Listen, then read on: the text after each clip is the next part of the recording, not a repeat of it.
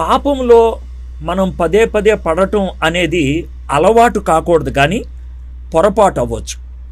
పొరపాటున మనం పడుతూ ఉంటాం. అది మనం చచ్చిపోయేదాకా జరుగుతూనే ఉంటుంది. నేను పరిశుద్ధత అనే అంశం గురించి చెప్పినప్పుడు నేను దీన్ని స్పష్టంగా మీకు చెప్పాను. మనము చనిపోయేదాకా పరిశుద్ధపరచబడుతూనే ఉంటాం. హోలీనెస్ గురించి మాట్లాడినప్పుడు మీకు చెప్పాను. అయితే చనిపోయేటంత వరకు కూడా ఒక్కొక్క మెట్టు పైకి వెళ్తూ ఆ పై స్థాయిలో ఉన్నటువంటి పాపపు నైజాన్ని నెమ్మదిగా మనము ఛేదించుకుంటూ వెళ్తాం. దేవుని యొక్క వాక్యాన్ని బట్టి, ప్రార్థనను బట్టి, పరిశుద్ధాత్మని యొక్క సహాయాన్ని బట్టి, ఇతరుల విశ్వాసుల యొక్క సహవాసాన్ని బట్టి ఒక్కొక్క దాన్ని ఛేదించుకుంటూ వెళ్తూ ఉంటాం. చేసిన పాపంలోనే మళ్ళీ మళ్ళీ పడిపోతున్నాం అంటే అది అలవాటైపోతుందని అర్థం అన్నమాట. మనం ఆ యొక్క ఏరియాని మనం జాగ్రత్తగా కాపాడుకోవటం నేర్చుకోవట్లేదని అర్థం అన్నమాట. కాబట్టి దేవుడు క్షమిస్తాడు, నేను క్షమించడు అని అంటలేదు. దేవుడు క్షమిస్తాడు కదా అని రోమీయులకు రాసిన పత్రిక 6వ అధ్యాయం 1వ వచనం ప్రకారం కృప విస్తరిస్తుంది కదా అని పాపం చేసుకుంటూ వెళ్తామా అని పౌలు భక్తుడు చెప్తూ ఉంటాడు. కాబట్టి పాపం మీద ఖచ్చితంగా పోరాటాన్ని ప్రకటించాలి. మనం ప్రకటించి మనము నెమ్మదిగా బయటపడాలి. బయటపడటానికి వాక్యము, ప్రార్థన, పరిశుద్ధాత్ముడు, మనం సహవాసం, ఇతరుల యొక్క సహవాసం, ఈ 4 సహాయాలు మనం పొందాలి. ఆ యొక్క సహాయాలను బట్టి మనం పాపం నుంచి నెమ్మదిగా విజయాన్ని సాధించాలి. అయితే ఒక స్టేట్మెంట్లు చెప్తాను. చచ్చిపోయేదాకా మనలో పాపపు నైజం ఉంటుంది. చచ్చిపోయేదాకా ఏదో ఒక పాపంలో జారి పడిపోవటం అనేది జరుగుతూ ఉంటుంది.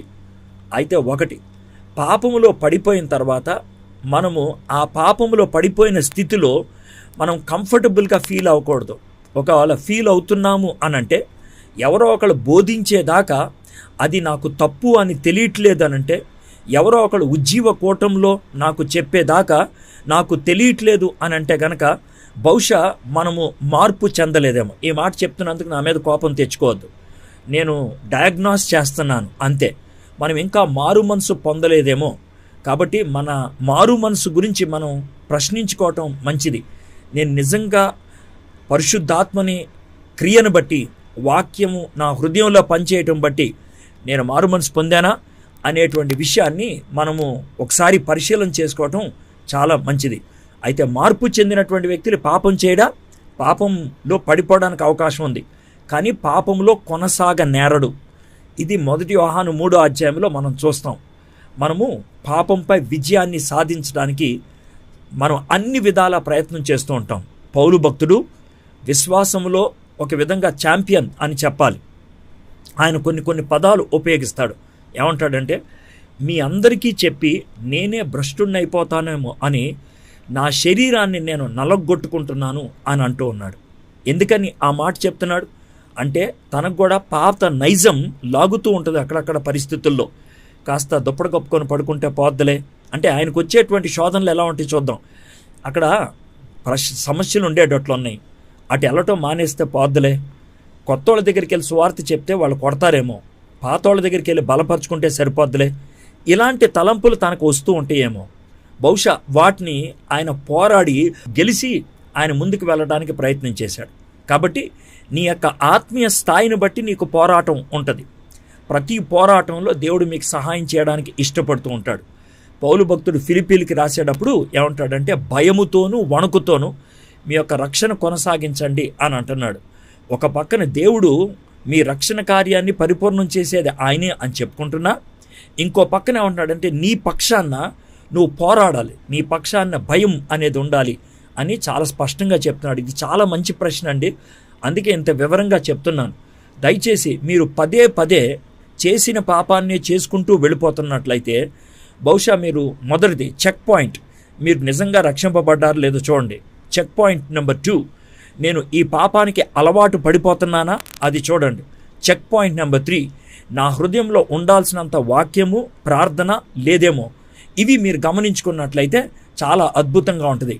ఇంకొక పని కూడా మీరు చేయొచ్చు. ఏంటనంటే, మీరు తరచుగా ఒకే పాపంలో పడిపోతున్నట్లయితే మీకు దగ్గరలో ఉన్నటువంటి మీతో సమానంగా విశ్వాసంలో ఉన్న వ్యక్తి కానీ, మీకంటే ఎక్కువ విశ్వాసంలో ఉన్న వ్యక్తిని కానీ, ఎవరినన్నా ఒకళ్ళని మీరు నమ్మి ప్రార్థనాపూరితంగా, బ్రదర్ నేను ఇలాంటి పాపంలో తరచుగా పడిపోతున్నాను, కొంచెం నన్ను గమనించరా అని మీరు అడగగలిగినట్లయితే మీరు దానిపై విజయాన్ని సాధించగలుగుతారు. నా జీవితంలో ఒక విషయంలో నేను ఆ పని చేశాను. నేను కొన్ని సందర్భాల్లో దేవుని వాక్యం చదవటం అనేది తొలి దినాల్లో చెప్తున్నాను. నేను దేవుని వాక్యం చదవటం అనే దాన్ని కొంచెం లేట్ చేసేవాడిని. పొద్దున కనుక చదవకుండా మానేస్తే ఒక గంట తర్వాత చదువుదాంలే, పళ్ళు తోముకున్నాక చదువుదాంలే, టాయిలెట్కి వెళ్ళి వచ్చిన తర్వాత చదువుదాంలే అని అనుకున్నాను అనుకోండి. ఆ తర్వాత నాకు అంత సీరియస్నెస్ రాదు, దాన్ని నెమ్మదిగా పోస్ట్పోన్ చేసుకుంటాను. ఆ రోజు నా జీవితం అంతా కూడా భయంకరంగా ఉంటుంది. అందుకనే మా ఇంటికి 2 ఇళ్ళు అవతల ఒక పెద్ద ఆయన ఉండేవాడు. పెద్ద ఆయన అంటే మరీ పెద్ద ఆయన కాదు, కొంచెం నాకంటే ఒక 4-5 ఏళ్ళు అయినా. ఆయన నాకంటే ముందు మారు మనసు పొందిన వ్యక్తి. ఆయనకి నేను ఒక మాట చెప్పాను, నేను ఎప్పుడైనా ఇంట్లోంచి బయటికి వెళ్ళాలంటే ఆయన ఇంటి ముందు నుంచి వెళ్ళాలన్నమాట.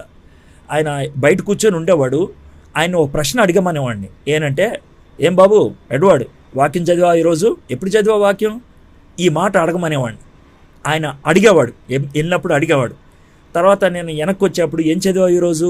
దేవుడు నీతో ఏమైనా మాట్లాడా? ఇవి అడిగేవాడు. ఆయన అడుగుతాడు అనేటువంటి ఆ భయం, అంటే దాన్నే మెయిన్గా పెట్టుకుంటున్నాను కాదు, అంటే ఊరికే చెప్తున్నాను. నేను ఒకళ్ళకి అకౌంటబుల్గా ఉన్నాను కాబట్టి, ఒకళ్ళకి బాధ్యతనిచ్చాను కాబట్టి, కాస్త నమ్మకంగా నేను జాగ్రత్తగా దేవుని వాక్యం చదవడానికి వీలు పడి ఉండేదన్నమాట. సో ఆ విధంగా నేను ఉన్నటువంటి ఆ యొక్క బలహీనత మీద నేను విజయాన్ని సాధించగలిగాను. కొన్ని దినాల తర్వాత అది నాకు అలవాటు అయిపోయింది, నాకు ఇంకొకళ్ళు అవసరం లేదు. సో ఆ విధంగా మీ జీవితంలో ఏ విషయంలో అయినా ఒక బలహీనత ఉన్నట్లయితే ఆ బలహీనత విషయం ఎవరికో ఒకరికి అప్పచెప్పండి, ఇది క్వశ్చన్ చేయరా అని. వాళ్ళు జాగ్రత్తగా ఉండాలి, నీ గురించి 10 మందికి చెప్పేవాళ్ళు కాదు, నిన్ను బాగు చేసేవాళ్ళు అయి ఉండాలి. దీన్నే మెంటరింగ్ అంటారు, దీన్నే డిసైపుల్ మేకింగ్ అంటారు. ఓకే.